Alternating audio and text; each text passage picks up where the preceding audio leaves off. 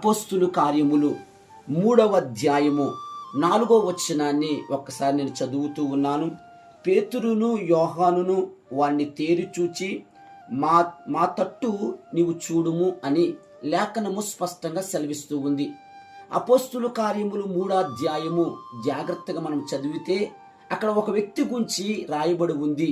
ఆయన ఎవరు అంటే గనక శృంగారం అనే మందిరము దగ్గర కింద అడుక్కునే ఒక వ్యక్తి, పుట్టుకతో కాళ్ళు పనిచేయని వ్యక్తి. తన యొక్క విధానం ఏమిటంటే గనక అక్కడ గుడికాడ ఉండి ఎంతమంది అయితే వస్తూ ఉన్నారో వారందరూ కూడా ఏదైనా సహాయము చేస్తే ఆ సహాయాన్ని తీసుకుని తన జీవనోపాధిని కలిగి ఉండాలని ఆలోచన కలిగి ఆయన్ని కొంతమంది అక్కడ తీసుకొచ్చి పెడుతూ ఉన్నారు. కానీ ఒకరోజు ఇంచుమించు పగలు 3 గంటలకు ప్రార్థనా కాలము అని లేఖనం సెలవిస్తూ ఉంది. ప్రార్థనా కాలం అంటే దేవునితో సహవాసము చేసే టైము, దేవునితో గడిపే టైము. ఆ ప్రార్థనా కాలములో ఇక్కడ 2 భక్తులు శృంగారం అనే మందిరము దగ్గరికి వెళుతూ ఉన్నారు. వారి కంట ఎవరు పడ్డారంటే గనక ఈ భిక్షమెత్తుకునే వ్యక్తి కనబడుతూ ఉన్నాడు. ఈ భిక్షమెత్తుకునే వ్యక్తి ఈ ఇద్దరిని కూడా ఎప్పుడు చూడలా, అది ఫస్ట్ టైం చూశాడు. వారి యొక్క ముఖ కవలికలు చూసి వారి ముఖములో ఉన్న ఆకర్షణ చూసి అనుకున్నాడు, వీరు కొత్తోళ్ళు, వీళ్ళు ఆజానుభావులు, వీళ్ళు ధనము కలిగిన వారు అనే ఆలోచన కలిగి వారి వైపు తేరు చూస్తూ ఉన్నాడు. అని ఇక్కడ వారు చెప్తున్న మాట ఏమిటంటే గనుక పేతురు యోహాను వారు తేరు చూచి మా తట్టు చూడుము అని చెప్తూ ఉన్నారు. ఈరోజు ఈ జూమ్ మీట్లో ఉన్న ప్రతి ఒక్కరితో పరిశుద్ధాత్మ దేవుడు మాట్లాడుతున్న మాట అంటే మనము దేవుని తట్టు చూడాలి. మనం ఎప్పుడైతే దేవుని తట్టు చూస్తామో అప్పుడు దేవుడు మనల్ని ఏం చేస్తాడంటే ఉన్నతమైన స్థాయిలోకి తీసుకెళ్తాడు. మనము దేవుని తట్టు చూడనివ్వకుండా కొన్ని పరిస్థితులు మనల్ని అణిచివేస్తూ ఉన్నాయి. ఏ పరిస్థితులు అంటే గనక మనం దేవుని తట్టు చూడనివ్వకుండా ఆ గుడి మెట్టుల దగ్గర నుండి అడుక్కోవడానికి ఇష్టపడ్డాడు, కానీ ఆ శృంగారం అనే మందిరం దగ్గరికి వెళ్ళడానికి ఆ వ్యక్తి ఇష్టపడట్లా.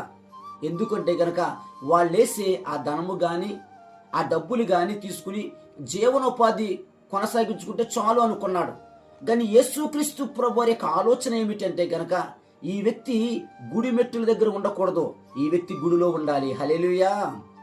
ఎప్పుడైతే గుడిలో ఉంటాడో దేవుని యొక్క సన్నిధిని అనుభవించడానికి ఇష్టపడుతూ ఉంటాడు. ఈ వ్యక్తి దేవుని వైపు చూడనివ్వకుండా ఏ పరిస్థితులు ఆటంకపరుస్తూ ఉన్నాయి. కొన్ని సందర్భాలు మన వ్యక్తిగత జీవితంలో, మన ఆత్మీయ జీవితంలో మనము దేవుని వైపు చూడనివ్వకుండా కొన్ని పరిస్థితులు మనల్ని ఏం చేస్తాయంటే ఆటంకాన్ని కలగజేస్తూ ఉంటాయి, అణిచివేస్తూ ఉంటాయి. వాటి గురించి 2 వాటిని మీ దగ్గర నేను చెప్పాలని ఆశపడుతున్నాను పరిశుద్ధాత్మ ప్రేరేపణతో. చూద్దాం ఒకసారి మన బైబిల్ గ్రంథాలు తెరిచి అది 1 సమూయేలు గ్రంథము 7వ అధ్యాయము 3వ వచనంగాంచి మనం ఒక్కసారి చదువుకుందాం. సమూయేలు ఇజ్రాయేల్ ప్రజల దగ్గరికి వచ్చాడు. ఇజ్రాయేల్ ప్రజలు ఎవరు? దేవుని చేత ఏర్పరచబడిన వారు, దేవుని చేత నియమించబడిన వారు, ఏర్పాటు చేయబడిన వారు. పరిస్థితి ఏమైపోయింది అంటే గనక కొన్ని సందర్భాలు మనం అంటూ ఉంటాం, అయ్యా ఇది వారు నేను ఏది పట్టుకున్నా బంగారంగా మారేది, కానీ ఇప్పుడు బంగారము కూడా మట్టిగా మారిపోతుంది. నా పరిస్థితులు నాకు కొన్ని సందర్భాల్లో ఆటంకాన్ని కలగజేస్తూ ఉన్నాయి, నా స్థితిగతులు మారిపోతున్నాయి అనే ఒక ఆలోచన మనకు వస్తూ ఉంటుంది. ఇజ్రాయేల్ ప్రజలు సమూయేలు దగ్గరికి వచ్చారు. ఎందుకు సమూయేలు దగ్గరకు వచ్చారు అంటే గనక వారు ఎక్కడ అడుగు పెడితే అక్కడ వారు అపజయాన్ని పొందుతూ ఉన్నారు. ఎవరు అపజయాన్ని పొందేది? దేవుని చేత ఏర్పరచబడిన వారే, దేవుని చేత నియమించబడిన వారు, ఏర్పాటు చేయబడిన వారు అపజయాన్ని పొందడానికి కారణం ఏమిటంటే వారి మధ్యలో కొంచెం చెత్త ఉంది. ఆ చెత్త దేవుని వైపు చూడనివ్వకుండా చేస్తూ ఉంది. ఈరోజు ఈ మీట్లో ఉన్న ప్రతి సహోదరుడితో పరిశుద్ధాత్మని మాట్లాడు. నువ్వు దేవుని వైపు చూడనివ్వకుండా కొన్ని పరిస్థితులు నేను ఏం చేస్తున్నాయంటే అనగతొక్కేస్తూ ఉన్నాయి. గుడి మెట్టుల దగ్గర కూర్చున్న వ్యక్తి గుడి మెట్టుల దగ్గర కూర్చుని వారి ఛేదాన్ని తీసుకోవడానికి ఇష్టపడుతున్నాడు, కానీ నేను గుడిలోకి వెళ్ళి దేవుని ఆరాధించాలి, దేవుని మహిమ పొందాలి అన్న ఆలోచన ఆయనకి లేదు. ఎందుకంటే ఆయనలో ఒక చెత్త ఏర్పడిపోయింది. ఆ గుడి దగ్గరకు వచ్చేవారు ఇచ్చిన దాన్ని బట్టి నా జీవితాన్ని లేదా నా కుటుంబాన్ని నేను పోషించుకోవచ్చు, పర్వాలేదు, నా స్థితి చాలు అని ఒక ఆలోచన కలిగి ఉన్నాడు. ఇక్కడ ఇజ్రాయేల్ ప్రజలు కూడా అంతే. వారి మధ్యలో ఉన్న చెత్తను బట్టి చెప్తున్నాడు. సమూయేలు ఇజ్రాయేల్ ప్రజల దగ్గరకు వచ్చి మీ మధ్యలో చెత్తను తీసివేసి ఆ చెత్త ఏమవుతుందంటే వారు ఏది పట్టుకున్న మట్టిని చేసేస్తా ఉంది. ఆ చెత్త వారిని ముందుకు వెళ్ళనివ్వట్లా. దేవుని యొక్క మందసం పట్టబడిన 20 సంవత్సరాల తర్వాత వారికి ఏమొచ్చిందంటే భయం వచ్చేసింది. వారి సైన్యాలు హతమార్చబడడం మొదలైంది. వారు అపజయాన్ని పొందడం మొదలైంది. అపజయం పొందుతూ ఉన్నప్పుడు వీరందరూ కూడా ఎక్కడికి వచ్చారంటే దేవుని దగ్గరికి వచ్చారు. చూడండి, చాలా సందర్భాల్లో మనకు సమస్య వచ్చినప్పుడు దేవుని దగ్గరికి వస్తాం, బాధ వచ్చినప్పుడు దేవుని దగ్గరికి వస్తాం, కష్టం వచ్చినప్పుడు దేవుని దగ్గరికి వస్తాం. ఎందుకంటే ఆ సమస్యకు పరిష్కారం కలిగించగల దేవుడు మనకున్నాడని. ఇప్పుడు మనం దేవుని వైపు చూడలేకపోవడానికి, ఇజ్రాయేలు ప్రజలు దేవుని వైపు చూడలేకపోవడానికి కారణం ఏమిటంటే వారి మధ్యలో ఒక చెత్త ఏర్పడిపోయింది. ఈ చెత్త ఏం చేస్తుందంటే దేవుని వైపు చూడనివ్వకుండా, దేవుని యొక్క ఆలోచనలు గుర్తెరగనివ్వకుండా, దేవుని యొక్క సన్నిధిని అనుభవించనివ్వకుండా, దేవుడు చెప్పే మార్గము గుండా మనం వెళ్ళనివ్వకుండా ఏం చేస్తుందంటే మనల్ని అణిచేస్తూ ఉంది. అంతే చెప్తున్నాడు. ఏమనంటే కనుక మీరు మీ పూర్ణ హృదయముతో యెహోవా యొద్దకు మీరు మల్లుకొనిన ఎడల అని చెప్తూ ఉన్నాడు. ఎవరిని మల్లుకోమంటున్నాడండి? ఇజ్రాయేలు ప్రజలను మల్లుకోమంటున్నాడు. ఇజ్రాయేలు ప్రజలను ఆయన వైపు చూడమంటున్నాడు. ఫరో చేతికి నలిగిపోతూ ఉన్నారు, వెట్టి సాకిరి చేస్తూ ఉన్నారు. ఫరో చేతికి నలిగిపోతూ వెట్టి సాకిరి చేస్తున్న వారి ప్రార్థన ఆలకించిన దేవుడు మోషేను పంపించి వారికి మార్గాన్ని సరళం చేయడానికి వారందరినీ మళ్ళీ బయటికి తీసుకొచ్చాడు. ఇప్పుడు అదే ఇజ్రాయెల్ ప్రజలు ఏం చేస్తున్నారంటే వారి మధ్యలో ఉన్న చెత్త ఏం చేస్తుందంటే దేవుని వైపు చూడనివ్వకుండా, దేవుని వైపు వెళ్ళనివ్వకుండా, మనం ఎప్పుడైతే దేవుని వైపు చూస్తామో ఆయన మన వైపు చూడడానికి ఇష్టపడుతూ ఉంటాడు.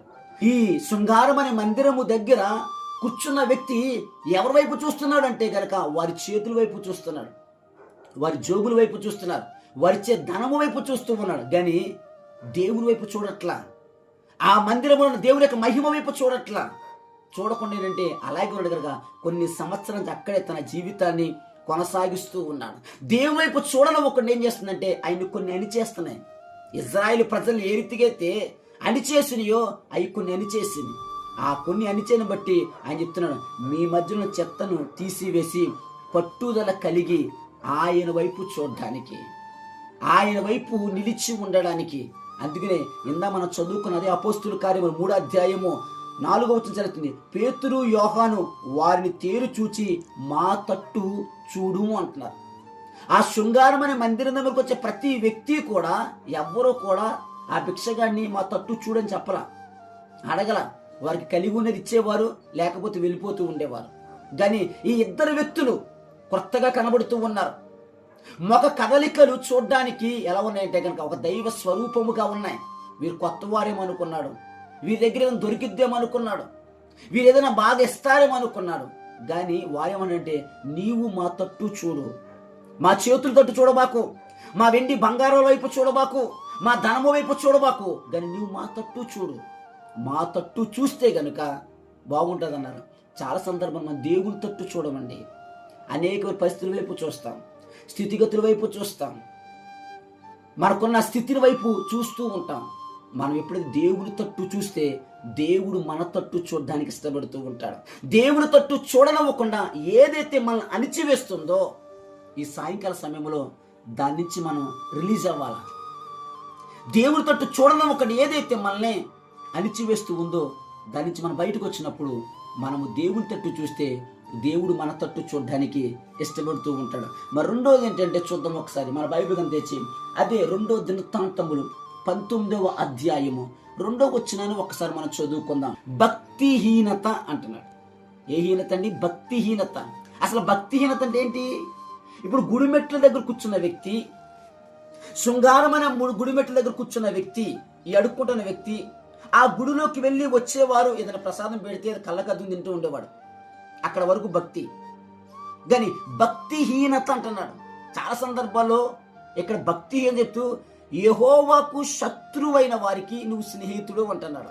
అసలు యెహోవాకు శత్రువులు కలిగించేది ఏమిటి అంటే గనక ఒక్కసారి మనం క్రొత్త నిబంధన గ్రంథంలో చూస్తే గలతీలకు రాసిన పత్రిక 5వ అధ్యాయం 19వ వచనం ఈ రీతి చదివిస్తూ ఉంది.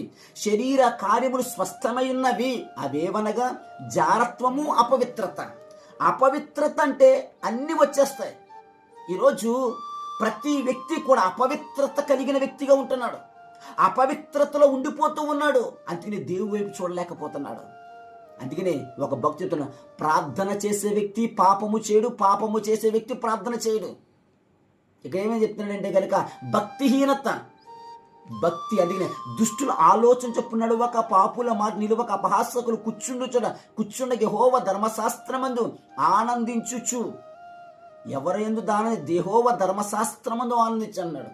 భక్తిహీనత, అపవిత్రతకు మనము దగ్గరైపోతున్నాం. మనము చాలా మంది భక్తిహీనలో ఉండిపోతున్నాం. శరీర కార్యాలకి మనం లోబడిపోతున్నాం. శరీర కార్యాలకు లోబడిపోయి భక్తిహీనత కలిగి ఏదో నామకార్థంగా దేవుని దగ్గర ప్రార్థన చేస్తున్నాం, ఏదో వాక్యాలు చదువుతున్నాం. చదవకపోతే బాగోదు, చెయ్యకపోతే బాగోదు అనే రీతిలో ఉంటున్నాం. కానీ మనలో ఉన్న భక్తిహీనతను ప్రక్కన పెట్టి దేవుని వైపు చూస్తే, ఆయన మన వైపు చూస్తే, ఆయన మన వైపు చూడాలంటే మనము దేవుని వైపు చూడాలి. ఇక్కడ పేతురు యోహాను ఎందుకు శృంగార మందిరం దగ్గరికి వచ్చారు? ఇంచుమించు పగలు 3 గంటలకి ప్రార్థనా సమయమున దేవునితో సహవాసము చేయడానికి, దేవునితో అంటు కట్టబడ్డానికి, దేవుని యొక్క ప్రసన్నతను పొందుకోవడానికి, దేవుని యొక్క అభిషేకాన్ని పొందుకొని ఆ అభిషేకం అనేకమైన వారి మీద రిలీజ్ చేయడానికి. అలా రిలీజ్ చేయాలంటే మొట్టమొదటగా ఈ గూడిమెట్లు కింద ఉన్న వ్యక్తి ఏమవ్వాలంటే ఆ వ్యక్తి మందిరములోకి రావాల, మందిరములకు అడుగు పెట్టాల. మందిరములకు అడుగు పెడితే, మందిరములకు అడుగు పెట్టాలని వారి యొక్క ఆలోచన. ఆ వ్యక్తి గుడిమెట్ల దగ్గర కూర్చుని భక్తిహీనత కలిగి ఉన్నాడు. మన భక్తి కొన్ని సందర్భాలు ఏమైపోతుందంటే భక్తిహీనత కలిగి శరీర కార్యములు స్పష్టమైన అపవిత్రత. ఈరోజు క్రైస్తత్వం ఏమైపోయిందంటే అపవిత్రతతో ఉండిపోయింది. పరిశుద్ధాత్మ దేవుడు నాలో పెట్టిన వేదనను నేను మీతో పంచుకోవడానికి ఇష్టపడుతూ ఉన్నాను. ఈరోజు మనము చేయవలసింది మొట్టమొదటి ప్రార్థన ఏమిటంటే, క్రైస్తవులుగా చచ్చుబడిపోయి అపవిత్రత కలిగి అనేకమైన వాటిల్లోనికి తొలగిపోయిన వారు మొట్టమొదట ఉజ్జీవించబడాల, రగిలించబడాల. చాలా మంది గుడి మెట్టుల కిందే కూర్చోడానికి ఇష్టపడుతున్నారు, గుడి మెట్టుల కింద కూర్చోడానికి ఇష్టపడుతున్నాడు. కానీ దేవుడు మనకిచ్చిన ఆతిథ్యత ఏం తెలుసా? గుడిలోనికి తీసుకెళ్ళి ఆశపడుతున్నాడు. ఆయనతో ఒక సంబంధము కలిగి ఆయనతో ఉమ్మేకమై ఉండడానికి ఇష్టపడుతూ ఉన్నారు. కానీ మనం దేవుని వైపు చూడలేకపోతున్నాం. పరిస్థితుల వైపు చూస్తున్నాం, స్థితిగతుల వైపు చూస్తూ ఉన్నాం, నిందల వైపు చూస్తున్నాం, అవమానాల వైపు చూస్తూ ఉన్నాం, మనకు కలిగిన వేదనను బట్టి దాని వైపు చూస్తూ ఉన్నాం. కానీ ఆయన కోరుకున్నది ఏమిటంటే ఆయన వైపు చూసేవారు, ఆయన వైపు చూసేవారు కావాలి. భక్తిహీనతలోంచి భక్తి పరుల్లోనికి రావాలా. ఎప్పుడైతే అలాగ రావడానికి మనం ఇష్టపడతామో అప్పుడు దేవుడు మనల్ని ఏం చేస్తాడంటే చేయి పట్టి లేవనెత్తుతాడండి. ఈ భిక్షం అడుక్కుంటున్న వ్యక్తి మా వైపు తేరు చూడు, మా వైపు చూడు, మా దగ్గర వెండి బంగారాలు లేవు, కానీ నజరేయునేసు నామములో, నజరేయునేసు నామము నువ్వు లేచి నడుచుదువు గాక అని చెప్పడానికి కారణం ఏంటంటే కనుక వారి నోట్లో ఒక పవర్ ఉంది. వారిని ఏర్పాటు చేసిన వాడు ఎవరంటే ఆకాశమును భూమిని కలగజేసిన వాడు, సర్వమానవ పాప పరిహారము కొరకు 2024 సంవత్సరాల క్రితం నరావతారుగా ఈ భూమి మీదకి వచ్చి మనము పొందవలసిన దెబ్బలను, మనము అనుభవించిన శిక్షను పొందినవాడు ఆయన. అటువంటి దేవుని యొక్క చేతిలో తయారు చేయబడిన వ్యక్తులు ఎవరంటే ఈ ఇద్దరు. ఇది చెప్తున్నారు, నజరేయునేసు నామములో నువ్వు లెగిచి నడువుగాక. ఎప్పుడైతే ఆ మాటను రిలీజ్ చేశారో, చేసిన వెంటనే ఏమైందంటే వాడి శీల మండలంలోకి బలం వచ్చిందంటున్నారు. శీల మండలంలోనికి బలం వచ్చింది. శీల మండలము బలము లేదు గనక అక్కడే ఉండిపోయాడు. మన భక్తిలో ప్రార్థన ఉంటే, మన భక్తిలో దేవునితో ముమేకమవ్వాలి అన్న ఒక ఆలోచన ఉంటే గనక మనము దిగ్గున లెగుస్తాం. ఏదైతే మనకు బలహీనత కలగజేస్తుందో, ఏదైతే మనల్ని అణిచి వేస్తుందో, ఏదైతే మన దేవుని వైపు చూడనవ్వకుండా చేస్తుందో వాటన్నిటిని కూడా మనము అనగతొక్కగలిగిన శక్తిని దేవుడు మనకిస్తాడు. ఏదంటే ఎప్పుడైతే ఆ వ్యక్తి దిగ్గును లేచి ఎక్కడికి వెళ్ళాడంటే గనక ఆయన శృంగారమని మందిరం దగ్గరికి వెళ్ళిపోయాడు. ఇన్ని సంవత్సరాల నుంచి మందిరం లోపలికి వెళ్ళా, మందిరం ఎలా ఉంటుందో కూడా తెలియదు ఆయనకి. ఆయన తెలిసింది ఒకటే, మందిరంలోకి వచ్చేవారు ఆయనకి ఏదైనా వేయాలి, వేస్తే దాన్ని బట్టి తన జీవనాన్ని కొనసాగించాలి. తన జీవనం తన కుటుంబం పోషించబడాలి అంటే అక్కడ వరకు ఆలోచించాడు. అక్కడ వరకే. ఈరోజు పరిశుద్ధాత్మదేవ ప్రేరేపణతో నేను మాట్లాడుతున్నాను. మనం ఎప్పుడు కూడా దేవుడిచ్చే ఆశీర్వాదం అయిపోయి చూస్తాం, దేవుడిచ్చే దీవెన అయిపోయి చూస్తూ ఉంటాం. మన పరిమితి అక్కడ అనుకుంటాం. కాదు ప్రియమైన బిడ్డలారా, దాని వైపు కంటే నువ్వు దేవుని వైపు చూడు. నీ సరిహద్దులు విశాలపరుస్తాడు, నీ స్థితిగతులు మారుస్తాడు. నీ స్థితిగతులు మార్చి నీ సరిహద్దులు విశాలపరిచి నీతో ఒక బంధాన్ని ఏర్పాటు చేసుకుంటాడు. ఆయన కోరుకున్నది ఏంటంటే గనక మానవునితో సహవాసము చేయాలని ఒక ఆలోచన. అందుకే చూడండి, అపవాది ఎంత శాప కింద నీరులా వస్తాడంటే మనం ఎంతసేపు ఏది మాట్లాడ కాదండి, కానీ దేవునితో గడపాలి అనుకున్నప్పుడే ఏదో ఒక పరిస్థితి కలగజేస్తాడు. నువ్వు మోకరించాలనుకున్నప్పుడు ఏదో ఒక పరిస్థితి, నువ్వు ప్రార్థన చేయాలనుకున్నప్పుడు ఏదో ఒక పరిస్థితి. కారణం ఏమిటి? నువ్వు మోకరించి నువ్వు దేవునితో సహవాసము చేస్తే, దేవుడు నీతో సహవాసము చేస్తే ఇంట్లోకి రాడు, నీలోకి రాడు. అందుకనే దేవునితో సహవాసము చేయనివ్వకుండా చేసేస్తూ ఉంటాడు.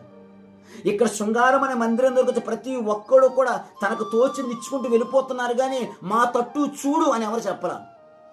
లేదంటే ఆ వ్యక్తిని గుడిలోకి తీసుకెళ్దాం, వీడు కూడా బాగుపడతాడు, వీడు కూడా ఉంటాడు అనే ఒక ఆలోచన అక్కడ ఎవ్వరికీ లేదు. కానీ పేతురు యోహానికి ఎందుకు వచ్చిందంటే వారిలో క్రీస్తు మనస్సు ఉంది. హల్లెలూయా! ఆ క్రీస్తు మనస్సు క్రీస్తులోనికి తీసుకువెళ్ళింది. ఈ క్రీస్తు మనస్సు గుడిలోనికి తీసుకువెళ్ళింది. ఇప్పుడు అందరిలాగా ఈయన కూడా ఆరాధిస్తూ ఉన్నాడు, నామాన్ని గణపరుస్తున్నాడు. ఇప్పుడు దాకా ఈ వ్యక్తి చేచాచాడు, కానీ ఎప్పుడైతే దిగ్గుని లేచాడో, లేచిన తర్వాత ఇప్పుడు ఈ వ్యక్తి అనేకమైన వారికి ఇచ్చేవారికి దేవుడు చేశాడు. హల్లెలూయా! అనేకమైన వారికి ఇచ్చేవారికి చేశాడు. కారణం ఏమిటి అంటే కనుక దేవుని వైపు చూడనివ్వకుండా కొన్ని పరిస్థితులు అణిచివేసినాయి. మనల్ని కూడా అంతేనండి, కొన్ని పరిస్థితులు అణిచివేస్తున్నాయి, కొన్ని స్థితిగతులు అణిచివేస్తున్నాయి, కొన్ని పరిస్థితులు నేను అణిచివేసి దేవుని వైపు చూడనివ్వకుండా చేసేస్తూ ఉన్నాయి.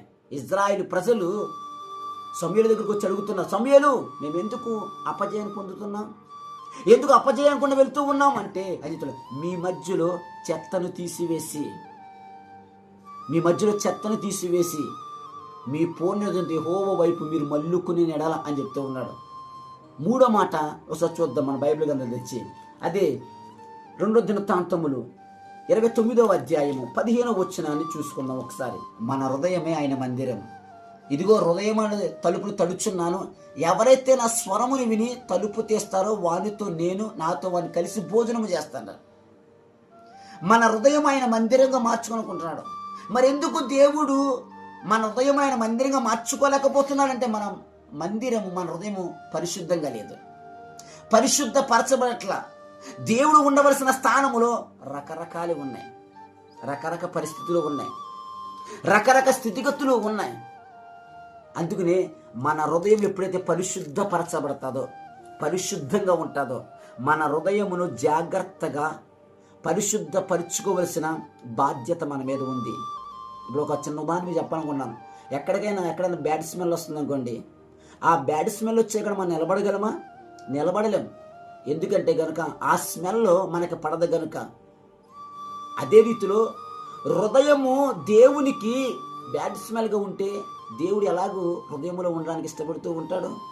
ఇప్పుడు ఈ శృంగారం అనే మందిరము దగ్గర, గుడిమెట్ల దగ్గర కూర్చున్న వ్యక్తి యొక్క హృదయము పరిశుద్ధంగా లేదు. ఏమిటంటే కనుక వారిచ్చే ధనాన్ని తీసుకోవాలి, వెళ్ళిపోవాలి, ఇంకా ఆయన పని అదే. యెహోషువ ఏం చేశాడంటే మోషేను వెంబడిస్తూ ఉండేవాడు. దేవుడు మోషేతో 40 దినాలు సినాయి పర్వతం మీద మాట్లాడుతూ ఉన్నప్పుడు పర్వతం పైన మోషే ఉన్నాడు, పర్వతం కింద యెహోషువ ఉన్నాడు. దేవుడు ఎవరిని చూశాడు అంటే గనక మోషే యొక్క బాధ్యతలు చేపట్టడానికి పర్వతము కిందున్న యెహోషువను పర్వతం పైకి ఎక్కించడానికి దేవుడు ఇష్టపడ్డాడు. హల్లెలూయా! కారణం ఏంటంటే కనుక అందుకనే యెహోషువ చేసిన ప్రార్థన సూర్య చంద్రుని ఆపింది. హల్లెలూయా! కారణం ఏంటంటే యెహోషువ మోషే చెప్పింది ప్రతీదీ చేశాడు, నమ్మకంగా ఉన్నాడు, తన హృదయమును పరిశుద్ధపరుచుకున్నాడు.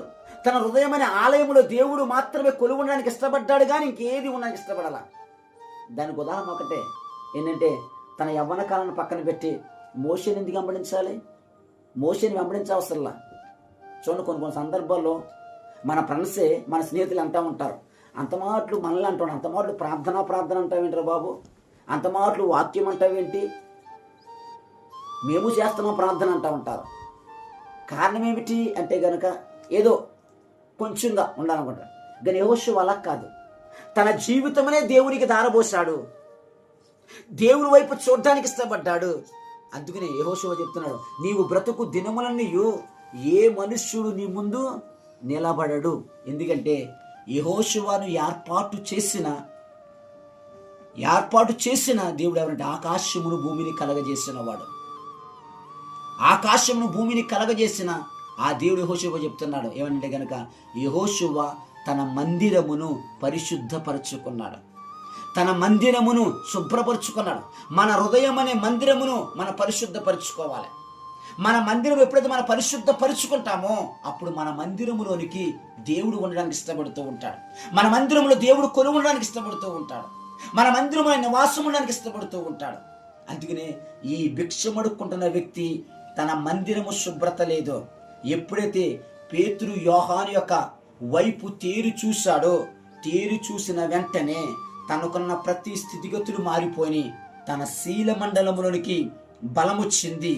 ఆ బలం వచ్చిన తర్వాత ఆ వ్యక్తి దిగ్గున లేచాడు అని లేఖనం సెలవిస్తుంది. అందుకని యెషయా సెలవిస్తుంది, లెమ్ము తేజరి లెమ్ము, నీ మీదికి ఎలుగు వచ్చి ఉన్నది, యెహోవా మహిమ నీ మీద ఉదయించబడిందని చెప్తుంది. మనము దేవుని వైపు చూడనవ్వకుండా కొన్ని పరిస్థితులు మనల్ని ఏం చేస్తున్నాయంటే ఆటంకాన్ని కలగజేస్తూ ఉన్నాయి. ఇజ్రాయేలు ప్రజలు ఏ చెత్త అయితే వచ్చిందో ఇప్పుడు ఆ చెత్త ప్రతి క్రైస్తవ కుటుంబంలోకి వచ్చేస్తుంది, ఎంత స్పీడ్గా వచ్చేస్తుంది అంటే చూడండి బిడ్డలారా, చాలా స్పీడ్గా వచ్చేస్తుంది. అందుకనే ప్రతి ఒక్కరికి క్రైస్తవులోకి అయిపోయాడు. అసలు మనం ఎవరము? దేవుని చేత ఏర్పరచబడిన వారము, రోషము కలిగిన దేవుని బిడ్డ, మనలో ప్రవహించేది యేసుక్రీస్తు ప్రభు రక్తము. కానీ ఇప్పుడు ఆ రక్తం అయిపోతుంది, కల్మషం అయిపోతుంది. అంటే ప్రతి చెత్త మనలోకి వచ్చేస్తుంది.